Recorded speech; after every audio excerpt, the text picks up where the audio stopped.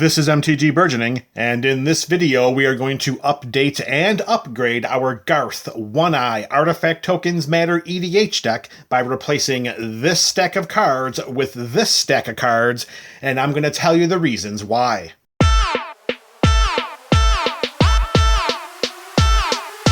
Thank you for joining us for another installment of the Up and Up series. Today we are going to update and upgrade Garth One-Eye. You can see the full deck list in the description below, and we've got a stack of cards that we're going to replace for the purposes of enhancing this build, and we're going to start right now. The first card going in is Smothering Tithe. Now, at the initial construction of this deck, this was previous to its reprinting in Double Masters 2022, and at that time the prices were pretty pricey for this enchantment, but since then the prices have come down, a copy became available, and in a deck that is centralized on creating artifact tokens, Smothering Tithe is going to do a lot of heavy lifting in this deck. Of course, everyone knows what this card can do. It's an enchantment for 3 and a white. Whenever an opponent draws a card, we get to ask that player, are you going to pay 2 for that? If they choose not to, we create a treasure token.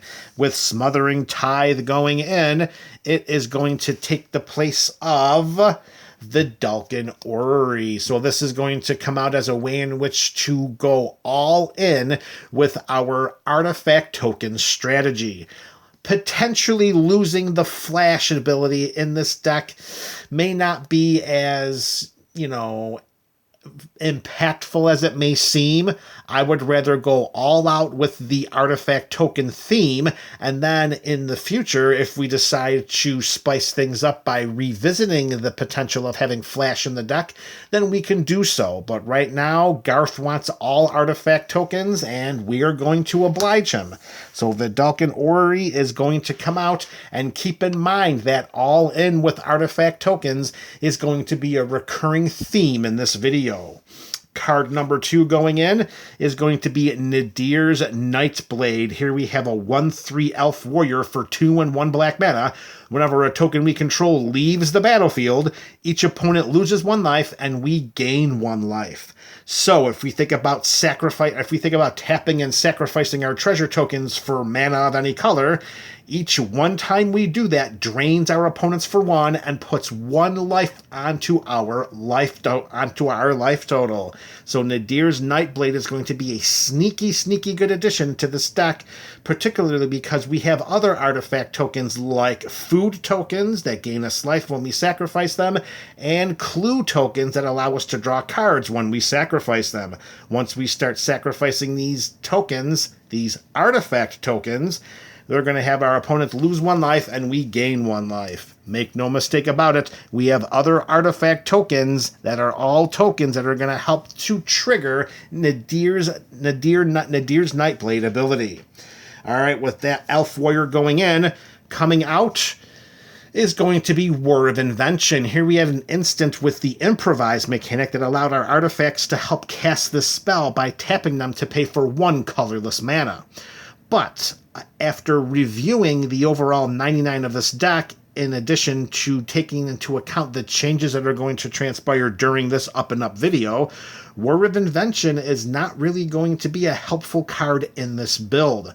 We are gearing to go all in on artifact tokens. Therefore, this is not necessarily an artifact deck. If we were able to have more artifacts in this build, as we already we pulled out of a Dalkin Orrery, then War of Invention would make more sense. However, that's not the path we're traversing with this Garth build, so War of Invention is coming out because it's not doing what we need it to do. Card number 3 going in is Ingenious Artillerist. Here we have a 3/1 Human Artificer for 2 and 1 red mana, and whenever 1 or more artifacts enter the battlefield under our control, Ingenious Artillerist deals that much damage to each opponent. Can you imagine the possibilities of having this card in play when we have any of our mass artifact token producers, and that's each opponent. Each one artifact that comes into play is going to deal 1 damage to each opponent. That is going to get out of hand very, very quickly, and Ingenious Artillerist is going to be a win condition in this build. Imagine pairing that alongside Nadir's Nightblade as we're whipping through our clue, food, and treasure tokens. All right, this Human Artificer is going into the deck to replace Mayhem Devil. Now, this was a early inclusion where whenever a player sacrifices a permanent, this deals 1 damage to any target. So, if we look at either of the 2 creatures that are going into this build right now, seeing how those abilities get to every one of our opponents, Mayhem Devil only dealing 1 damage to any target. Yes, it could be looked at to pick off creatures from the battlefield, but in this build, we want to be able to have our tokens come into play and leave play and do more of the heavy lifting, and Mayhem Devil is just not lifting enough. When compared with Nadir's Nightblade and Ingenious Artillerist, I gotta be honest with you, Mayhem Devil is going to take a backseat to both of those cards in the vacuum of this deck. Now, we can't take into effect what decks our opponents are playing and how often they're going to be sacrificing their permanents. That's more of a wild card. That's an X factor. We got to be careful and tap our brakes to not rely on our opponents. So in a vacuum, with looking at the 99 of this build, that creature is going to do more for our deck than Mayhem Devil could. So Ingenious Artillerist is in. Mayhem Devil is coming out. All right, change number 4, card going in. It is Zorn. Here we have a 3/2 elemental for 2 and a 1 red mana. If we would create 1 or more treasure tokens, instead we create those tokens plus an additional treasure token. So anytime we're creating treasures, we're going to create 1 more thanks to Zorn. Zorn's going into the deck to replace Malcolm Keen-Eyed Navigator. Here we have a 2/2 Siren Pirate for 2 and 1 blue mana. It has flying, so there's that nice evasion that we're always looking for. And whenever 1 or more pirates we control deal damage to our opponents, we create a treasure token for each opponent dealt damage. Malcolm is great if he's in a dedicated pirate deck. This is not that. We don't have pirates in this deck. We have a Siren Pirate that if we can slip through the defenses of an opponent, will create us a treasure token once per round of combat. Well, Zorn does that each time we create a treasure token. And with our propensity of creating a lot of treasures in this deck, Zorn is going to be more valuable at what we're looking to do than Malcolm is. So Malcolm out, and Zorn takes his spot. Change number 5, we're going to move into some removal spells now, and here we have Anguished Unmaking. Yes, this is a card that should have been included in this deck many moons ago. However, it was one of those cards that was not available at the time of the deck's initial construction. Well, that's changed, and here's a copy, so it's going into the deck. 1 and Orzhov colors, we exile target non-land permanent, and we lose 3 life. The 3 life is completely minuscule for us because we have so many ways to gain life in this deck. We've already seen that with Nadir's Nightblade, plus we have a lot of ways to create food tokens in this build. So Anguished Unmaking is going in as a spot removal spell, as it's one of the best, most reliable spot removal spells in Magic. Anguished Unmaking is going in, and it's going to take the place of Vindicate. So here we have another removal spell. This is sorcery versus instant. It's the same mana value, the same exact 1, a white, and a black mana. Vindicate destroys target permanent, where Anguished Unmaking exiles target non-land permanent. It came down to this. What is going to be a higher degree of difficulty? What's going to cause us the greatest concern? Is it going to be a non-land permanent, or is it going to be a land? Let's be honest, it's most likely going to be a non-land permanent that's going to cause the most trouble during a game of Commander.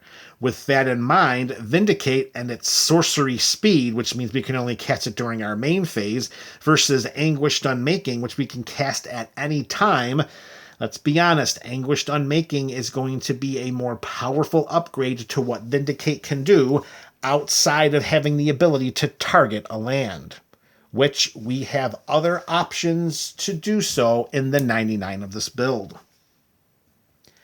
Change number 6 going in, we have Farewell. Farewell is going to fall in line with what we said about Smothering Tithe and Anguished Unmaking. A copy was not available at the time of this deck's construction because, well, the deck was built before Kamigawa released. So a copy of Farewell became available, and we're jamming it into the 99. We get to choose one or more after we pay 4 and 2 white mana. We exile all artifacts, we exile all creatures, we exile all enchantments, and or we exile all graveyards. As this is not a very creature-heavy deck, we can choose to exile all creatures and barely miss a beat because all of our artifact tokens will still be on our side of the battlefield. Farewell is going in, and it's going to say, pun intended, farewell to Merciless Eviction. For the same 6 mana, this one is 4 in Orzhov colors versus 4 and 2 white, we only get to choose one of the following 4 modes. We either chose to exile all artifacts, exile all creatures, exile all enchantments, or exile all planeswalkers. With Farewell, I mean, is there really much to discuss here? Farewell is the better option outside of having planeswalkers on the battlefield. But let's be honest, this is EDH. Generally, there are a lot more graveyard shenanigans going on than we have to worry about planeswalkers on our opponent's sides of the battlefield. So that makes Farewell going in for Merciless Eviction a very easy transition. All right, our next card going in, it's going to be Blood Money. Here we have a mass creature removal spell. We destroy all creatures, and for each non-token creature destroyed this way, we create a tapped treasure token. Yes, the removal spell cost is a little bit high for what it does just by destroying all creatures, but then rewarding us with the treasure tokens that we need, those artifact tokens, which is the fuel of this deck, which is the focus of this build. Let's just say it's a very flavorful and powerful removal spell to put into the 99 of this deck. And Blood Money is going in, and it is going to replace Austere Command. Now here with Austere Command, we would pick 2 of the following 4 modes for just 1 less overall mana than the cost of Blood Money. Either we destroy all artifacts, which, let's be honest, there would have to be something very, very scary going on an opponent's side of the battlefield for us to choose to destroy all artifacts, because we would lose all of our artifact tokens. We destroy all enchantments, we destroy all creatures with converted mana cost 3 or less, or we destroy all creatures with converted mana cost 4 or greater. Because of the high amount of artifact production we have in this build, in addition to some very, very valuable and powerful enchantments that help us to double that token production, more often than not, Austere Command was just chosen to destroy all creatures with CMC of 3 or less or 4 or greater, which pretty much is destroy all creatures. So for just 1 more mana, why not just put Blood Money in Austere's command spot, still destroy all creatures, but then we get rewarded by creating all of those treasure tokens. The flavor of that transition is undeniable, folks, and a very, very good way to make this deck an even more threatening build. Our next change is Bootlegger Stash. This is going in because lands we control have tap, create a treasure token. If we have any of the aforementioned token doublers floating around the 99 of this build, Bootlegger Stash becomes even more valuable. Again, we're going all in with our artifact token theme, and Bootlegger Stash helps us get there.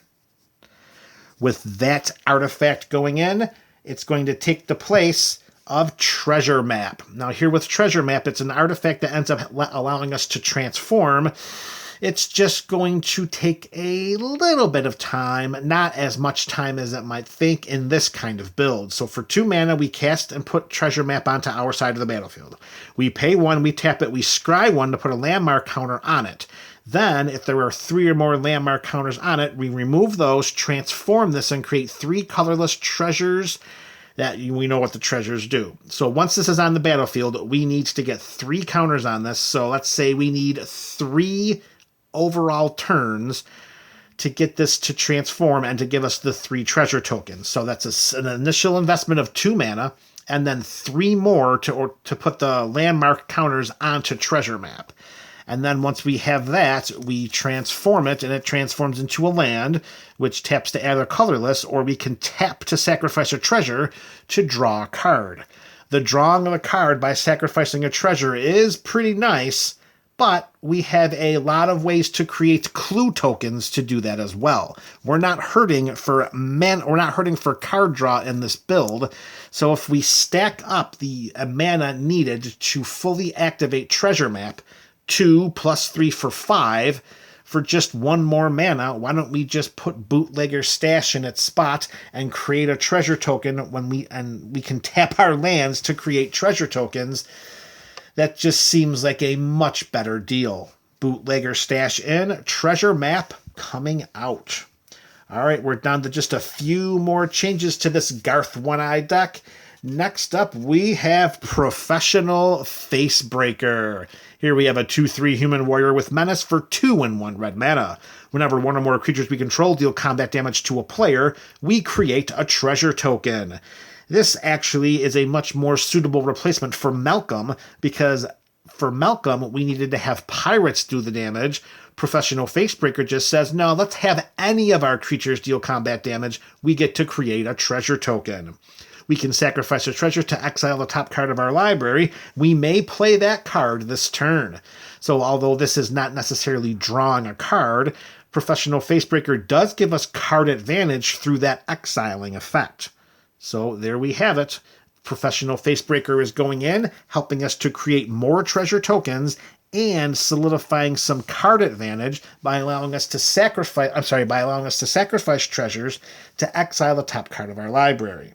That's going in to replace Mox Opal. So here for Mox Opal, yes, this would be very easy for us to tap to add 1 mana of any color. We should almost always be able to activate this with its Metalcraft ability. The only problem is, do we need this in this deck?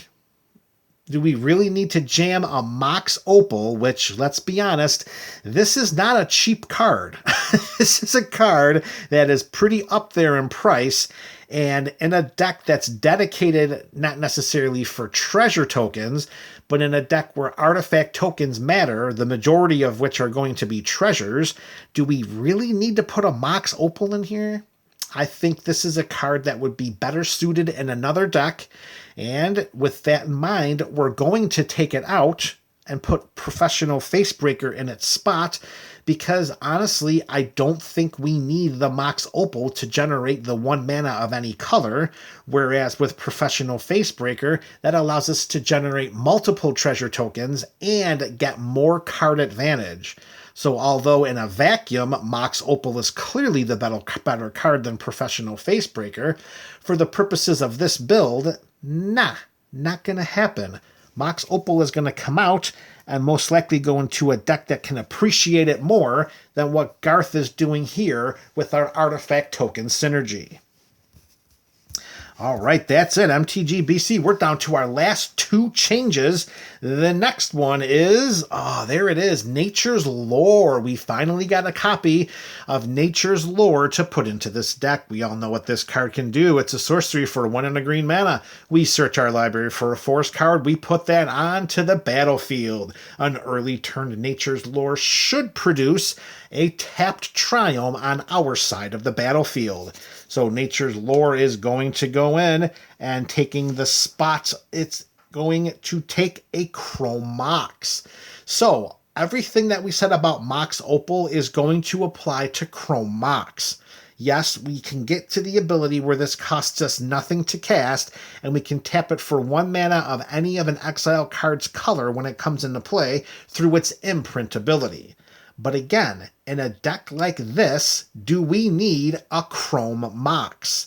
Do we need to put Chrome Mox in a deck that has oodles and oodles of ways to create treasure tokens? This wholly expensive card could be much suited and could be better suited in a much different type of deck. Chrome Mox, again, in a vacuum, is so much better than Nature's Lore. In the confines of Garth One-Eye and this artifact token strategy, let's be honest, folks, Chrome Mox is not going to be as effective as it could be in other decks. And at a price tag like it has, let's try to find a much better home for it than in a treasure token deck. Well, not just treasure tokens, of course, but in a deck that has oodles of ways to make treasure tokens. Let's put a card like Chrome Mox and Mox Opal into something else where it can be greater appreciated than Garth can, because Garth just looks at those two cards and it's like, so what? I can tap to create a Black Lotus. What else do you have? I'm just saying, that's Garth. That's not me, folks. So that's just what we're going to do here. Mox Opal out, Chrome Mox out. They will find their ways into other decks, just not this one. All right, last change here for this Garth One-Eye build. Going in is going to be a Mana Crypt. It's going to come into play for 0 mana. It has that coin flipping upkeep trigger that if you're anything like me, you win about 20% of the time. But again, with so many food tokens that we can create, losing 3 points of damage 5 out of 6 turns is not going to be that bad. The way to get the 2 colorless mana just by turning this bad boy sideways, that helps to accelerate our mana in such a great way that, let's be honest, this is a better addition than the Chrome Mox or the Mox Opal were, because we get those 2 colorless mana. No, it doesn't help us to speed Garth onto the battlefield any more quickly outside of being able to pay for its commander tax, but Garth is just there as a backstop. We don't depend on Garth to win our games. Garth is there for what it can do, for what he can do with his tap ability and all of those different things that we can pick. 6 different options. Yeah, we can do that every day of the week and twice on Friday Night Magic. So with Mana Crypt going in, it's going to take the place of Temple of the False God. Both cards tap for 2 colorless mana, but we can only activate the Temple if we control 5 or more lands. The odds are low that this is a card we draw before we can activate it, but we don't really want to risk that if we have a suitable replacement like Mana Crypt. If we are fortunate, and yes, MTGBC, we are fortunate. If we are fortunate enough to have a copy of a Mana Crypt, let's put that into decks that have Temples of the False God and get them out of there for the better card, which clearly is a Mana Crypt. All right, there you have it, MTGBC. We have made quite a number of changes to our Garth One-Eye Artifact Tokens Matter build. Let me know your thoughts about these transitions in the comment section below. This is MTG Burgeoning, your channel for all things magic.